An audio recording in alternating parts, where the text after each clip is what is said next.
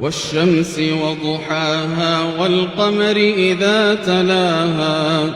والنهار إذا جلاها والليل إذا يغشاها والسماء وما بناها والأرض وما طحاها ونفس وما سواها فألهمها فجورها وتقواها قد أفلح من زكاها وقد خاب من دساها كذبت ثمود بطغواها